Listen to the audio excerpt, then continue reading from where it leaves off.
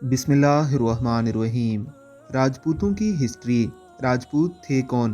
Persian empire और Hindu empire के दरमियान एक जगह थी जहाँ कुछ जंगली किस्म के लोग रहते थे जो हमेशा लूट मार करते थे। उनका काम यही होता था कि ये लोग लूट मार करते और फिर पहाड़ों में जाकर छुप जाते थे। पर्शियन एम्पायर भी उस वक्त एक बहुत बड़ी ताकत थी और हिंदू एम्पायर भी एक मजबूत ताकत थी, लेकिन दोनों ही इन लुटेरों से बहुत परेशान थे।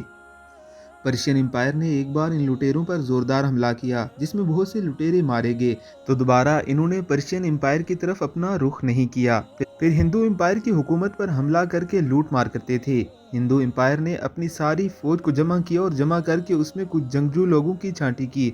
जैसे हमारी फौज के अंदर एसएसजी है, इस किस्म की एक फोर्स तैयार की गई जिसे इलाइट फोर्स भी कह सकते हैं। इन जंगजू लोगों की कॉलोनी बॉर्डर के साथ बनाई गई जहां से वो लुटेरे हमला करते थे, और ये जो फोर्स बनाई गई थी ये हर वक्त जंग के लिए तैयार रहती थी। इस फोर्स का नाम राजा पुत्रा रखा गया था। फिर वक्त गुजरने के साथ राजा पुत्रा से राजपूत बन गया और वो जंगजू फोर्स एक कबीले की शक्ल इख्तियार कर गई जिसमें से नामवर जंगजू सिपा सलार पृथ्वी राज चौहान भी था जिसे शहाबुद्दीन गौरी रहमतुल्लाह ने कत्ल किया था।